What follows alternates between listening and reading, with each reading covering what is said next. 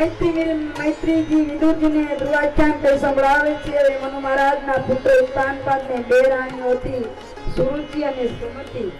सुरुचि थયેલા પુત્રનું નામ ઉત્તમ અને સુનિતિ થયેલા પુત્રનું નામ ધ્રુવ હતું। સુરુચિ એટલે સારી રુચિ।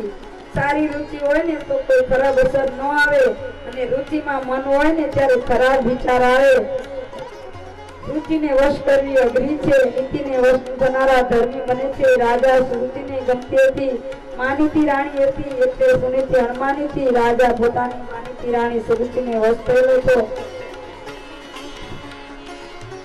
एक दिवस ध्रुव रमतो रमतो सुनिति आ पुत्र ध्रुवने उत्तमने खोळामां बेठेलो जोई तेने पण पिताना खोळामां बेसवानुं मन थयुं।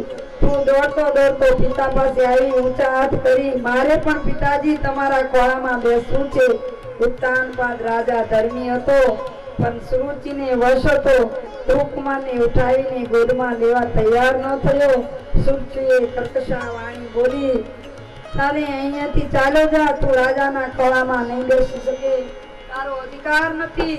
તું અણમાતીનો પુત્ર છે, તારે જો રાજાના ખોળામાં બેસવું હોય तो जंगल में जઈને તપ કર, પ્રભુને મેળે, મારા પેટે જન્મ લે અને પછી તને રાજા ખોળામાં બેસાડશે। સુખદેવજી મહારાજ રાજા પરીક્ષિતને કહે છે, હે રાજન, તે પ્રશ્ન સાંભળી સુરુચિ 5 વર્ષના નિર્દોષ બાળકને મેણું મારે છે, કટુ વચન સાંભળે છે। સુરુચિ કહે છે, તારી માનો પુત્ર છે। આ બાજુ ધ્રુવ માતા પાસે આવે છે, કહે છે, માં, મને સુરુચિ માએ કહ્યું છે કે તું પ્રભુ પાસે જા અને ભગવાનને પસંદ કરી મારા પેટે જન્મ લેવા લે, તો પછી તને રાજાના તારા પિતાના ખોળામાં બેસવા મળશે। મહાભારતમાં કર્કશી વાણીથી કેવું ઉત્પન્ન થયું હતું। સીતાજીના વચનથી લક્ષ્મણજીને જવું પડ્યું, એનું કારણ કેવું બન્યું। સુરુચિના વાણીથી ध्रुवजी वनमा गया छे।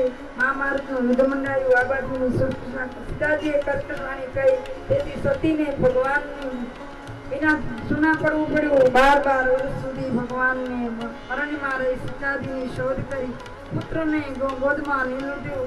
રાજાની 2 પ્રકારનો આનંદ હતો। સુરુચિને વશ થઈ વિષયાનંદનો, સુનિતિને વશ ન થયા બ્રહ્માનંદ ભજનાનંદનો પ્રાપ્ત ન કરી શક્યા। મોટા ભાગના લોકો વિષયાનંદ ભરત કરે છે, પસંદ કરે છે, કારણ કે ભલે વિષયમાં હોય પરંતુ શરૂઆતમાં અમૃત લાગે, જ્યારે ભજનાનંદના શરૂઆતમાં કડવું લાગશે પણ પછી અમૃત લાગશે।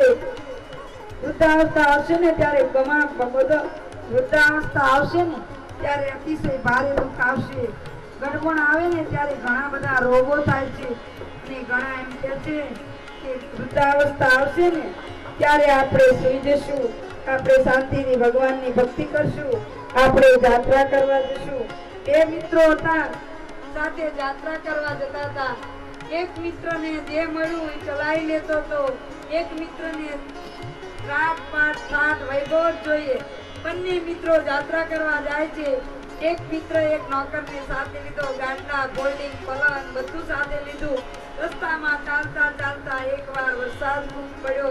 વરસાદ ખૂબ પડ્યો એટલે તંબુ બાંધવાની જગ્યા નહોતી, તો ઓલો જે સાવકાર હતો એને ધનવાન હતો, એનો નોકર વરસાદના લીધે બીમાર પડ્યો। તે પેલો જે સામાન્ય માણસ હતો એની પાસે કોઈ સાધન નહોતું, એ ચાલવા માંડ્યો। પેલાને ખાટલો ઉપાડવો પડ્યો, ગાડલું ઉપાડવું પડ્યું, એને બધું ઉપાડી થાકી ગયો। પેલાએ તો હાથનું ઓશીકું કરીને એને તરત નીંદર આવી ગઈ। આ ભાઈ રોજ ગાડલા પર સૂવે, પલંગ ઉપર સૂવે, પણ આજે નીંદર આવતી નથી, કેમ કે રોજ ગાડલા પર સૂવે ને ત્યારે નીંદર આવે। પેલા સામાન્ય માણસે કહ્યું કે ભાઈ, વિષયાનંદમાં તું ડૂબેલો છું ને એટલે તને ઊંઘ નથી આવતી, ભગવાનમાં ભજનમાં મન રાખ, ભગવાનનું નામ લે તો તને ઊંઘ આવી જશે। એટલે વિષયાનંદમાં છોડી ભજનાનંદમાં દિવસ પસાર કરો, ભગવાન તમારું કલ્યાણ કરશે। આ બાજુ સુરુચિને આવીને કહે છે, માં, મારું અપમાન થયું છે। સુનતિ કેવી છે, સારી નીતિ છે, ધ્રુવને સમજાવે છે તો ડાયો છે। સુરુચિ માએ તારું અપમાન કર્યું, એ તારા પૂર્વજન્મના કર્મનું ફળ છે। બેટા, કર્મનું ફળ તો બધાએ ભોગવવું પડે, એમાં શું? વનમાં જા અને તારી માને વનમાં જતા પહેલા સુરુચિ માના આશીર્વાદ દેજે, પછી તું મારા આશીર્વાદ લઈને વનમાં જજે। સુરતિ ધ્રુવનો ઉપદેશ 5 વર્ષનો બાળક ધ્રુવ વરમાન માતા સુરતિને વંદન કરે છે. સુરતિ પૂછે છે તું શા માટે મને વંદન કરે છે? ધ્રુવજી કે વનમાં જાઉં છું માં, તમારા આશીર્વાદ દેવા આવ્યો છું. ક્ષણભર તો વરમાન માનું હૃદય પીંગળી જાય છે, પરંતુ સ્વભાવથી દુષ્ટ એવી માતા મનમાં વિચારે છે ભલે વનમાં જતો મારા ઉત્તમને આમાં રાજમાં ભાગતો નહીં પડાવે, પણ જેમ તેમ કરી આશીર્વાદ આપે છે. જા ભગવાન તારું ભલું કરશે. બંને માતાના આશીર્વાદ લઈ ધ્રુવ વનમાં જાય છે. એકલો અતુલો 5 વર્ષનો બાળક નિર્ભય બનીને વનની વાટે ચાલી નીકળ્યો છે. મુક્તિ નારાયણનું નામ રટણ કરતો જાય છે. માર્ગમાં નારદજી મળે છે. ધ્રુવને સન્માર્ગે લઈ જવા માટે નારદજીને મોકલે છે. નારદજી રસ્તામાં મળે છે. અરે બેટા, તું ક્યાં જાય છે? ધ્રુવ કહે છે હું મારા સાચા પિતા ભગવાન નારાયણના દર્શન કરવા જાઉં છું. હું મારા પિતાને મને તેમની ગોદમાં બેસાડશે. મારે તેમની ગોદમાં બેસવું છે. 5 વર્ષના બાળકની નિષ્પાપ વાણી સાંભળી નારદજી દોડી ઉઠે છે. વાહ ધ્રુવ વાહ! પરંતુ નારદજી ધ્રુવના અટલ નિશ્ચયની કસોટી કરવા માંગે છે. કહે છે બેટા, અત્યારે તો તારે રમવાના દિવસો છે, સારું સારું ખાવાના દિવસો છે. વનમાં તો તને અસત્ય કષ્ટ પડશે. મોટા મોટા મુનિઓ તપસ્વીઓ મળતા નથી, તે રીતે પણ તને કઈ નહીં મળે. તું ભગવાન બહુ તને મુશ્કેલી પડશે. આ વિચાર છોડી દે. પરંતુ જેનું નામ ધ્રુવ છે એને નારદજીને મેં નિશ્ચય કર્યો છે મારે વિશ્વપિતાની ગોદમાં બેસવું છે. મને રાજ્યનો લોભ નથી. મને ઘરે જવાનું કહેશો નહીં. ગુરુજી, પરમાત્માના દર્શન કેવી રીતે થાય એ શક્ય મને કૃપા કરી કહો. તે માટે ઉપાય બતાવો. નારદજી કહે છે માણસ પોતાનું કલ્યાણ કરવા ઈચ્છતો હોય ને ધર્મ અર્થ કામ મોક્ષ પ્રાપ્ત કરવા માંગતો હોય ત્યાં માટે શ્રીહરિનું ચરણનું સેવન એકમાત્ર ઉપાય છે. નારદજી જેવા સાચા સંત ગુરુ મળે તો માણસનું કલ્યાણ થઈ જાય છે. આ બાજુ ધ્રુવજી ભગવાનનું મધુવનમાં તપ કરવા ગયા છે. સતત 12 અક્ષર મંત્રનો જાપ કરે છે. મનમાં નારદજી ઉત્તાન રાજા પાસે ગયા. પુત્ર યોગથી ઘણું દુઃખ પામ્યા છે. રાજાએ નારદજીને વ્રત કરવા કહ્યું. 6 મહિના સુધી કેવળ દૂધ ઉપર રહેજે, ભગવાનનું શ્રવણ કરજે. નારદજી કહે છે ધ્રુવજી મધુવનમાં આવ્યા છો. નારદજીએ બતાવી વિધિ પ્રમાણે તપ આવ્યું છે. 12 અક્ષર મહામંત્રનો સતત જપ ચાલુ રાખ્યો છે. 6 માસના અંતે પ્રાણવાયુ રોકીને ઉભા છે. જીભથી નહીં મનથી સતત જપ ચાલુ રાખે છે. ધ્રુવજીના હૃદયમાં નારાયણ પ્રગટ થયા છે. ધ્રુવના તપથી દેવો ગભરાયા. તેઓ દોડતા નારાયણ પાસે આવ્યા. ધ્રુવ દર્શન કરવા જાઉં છું. હવે ધ્રુવને દર્શન મારે આપવા પડશે. આજે ધ્રુવજીને નારદજી સમજાવે છે. ભગવાન કહે છે ધ્રુવ, દર્શન કરવા તને આપવા માટે આવ્યો છું. ધ્રુવજી માનતા નથી. આજે લક્ષ્મીજી વિઠોબાને આટલા બધા દર્શન કરવા જાય છે. હૃદય આનંદ થાય છે. ધન્ય છે એવા ભક્તોને દર્શન કરવા સ્વયં ભગવાન એના જાય છે. આજે ધ્રુવજીની આંખ ઉગાડતા તેની સામે ભગવાન ઉભા છે. 6 મહિનાથી ઉભા રહે ધ્રુવજી થાક્યા નથી. પરંતુ સમાધિ બસ ધ્રુવજી ઉભા થયા નહીં, ભગવાન થાક્યા. ભગવાને ધ્રુવજીના હૃદયમાં સ્થિત સ્વરૂપનું અંતર્ધ્યાન કરી દીધું. ધ્રુવજી અકળાયા. મારા અંતરમાંથી મારા પ્રભુનું સ્વરૂપ ક્યાં ગયું? ચંદ્રભુજ સ્વરૂપે નારાયણ ઉભેલા હતા. આંખ તરસી હતી. ધ્રુવજી ભગવાનને રૂપને પીવા લાગ્યા. રૂપ માધુર્ય જુએ છે. ભગવાને પોતાના હાથમાં શંખ હતો. ધ્રુવજી સ્તુતિ કરે છે. ગાલે સ્પર્શ કર્યો. ભગવાનના શ્રી ચરણોમાં પ્રણામ કર્યા છે. ધ્રુવકુમારે સ્તુતિ કરી. પ્રભુને પ્રસન્ન કર્યા. પ્રસન્ન થયો છું. મારી પાસેથી કંઈક માંગ. ધ્રુવ કહે છે નાથ, હું શું માંગુ? મને કઈ સૂઝ પડતી નથી. હું નાનું બાળક છું.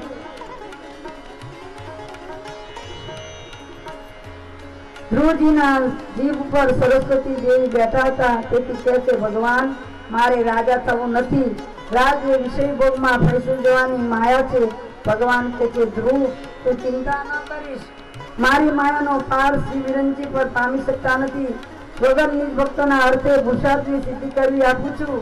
ત્યારે ભગવાન કહે છે ઉત્તમ યજ્ઞ યક્ષ સામેના યુદ્ધમાં તારો ભય મળશે. તેની સુરુચિ દાવની બળશે. તું મારી પ્રસન્નતા અર્થે યજ્ઞો કરી કૃતાર્થ બનીશ. મારું સ્મરણ કરી અંતે મારા ધામમાં આવીશ.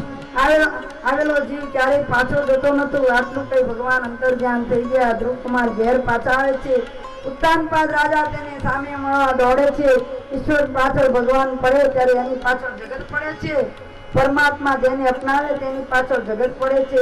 ચરણ પકાવે છે. ધ્રુવજી આજે આવ્યા છે, પિતાના પગે પડ્યા છે. અપર માતા સુરુચિને પગે લાગ્યા છે. માતા સુરુચિ આજે સુનીતિમાં એક પણ અક્ષર બોલી શકતા નથી. એમને લાગ્યું આજે મારો સાચો પુત્ર છે. આજ મારો પુત્ર ભગવાનને મળીને આવ્યો છે, ભગવાનને પ્રાપ્ત કરીને આવ્યો છે. આજે હું સાચા અર્થમાં માતા બની છું. આજે મને સાચા અર્થમાં માતૃત્વ મળ્યું છે. મારું સાકાર થયું. રામચંદ્રજી જગત તેના પુત્ર જેને ભગવાન કહે છે કે જેની માતા ભક્તવાન હોય ને, ભગવાનની ભક્તિ કરતી હોય ને, પુત્રવતી ભવ કહેવાય. ધ્રુવને રાજ્યાભિષેક થાય છે. જંગલમાં શિકાર કરેલો ગયો ઉત્તમ યક્ષ સાથે યુદ્ધમાં મરાયો. પોતાના ભાઈનો મૃત્યુનો બદલો લે. ધ્રુવજીએ અક્ષો સાથે યુદ્ધ કર્યું, અક્ષોનો સંહાર કર્યો. તેમના દાદા સ્વયંભૂ મનુ આવી તેમને ઉપદેશ કરે છે.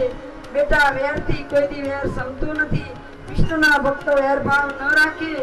ધ્રુવજીએ યક્ષનો સંહાર બંધ કર્યો. યક્ષના સ્વામી કુબેરને પ્રસન્ન કર્યા. ધ્રુવ કુમાર, મારો પ્યારો હોય તો મારું કલ્યાણ થશે.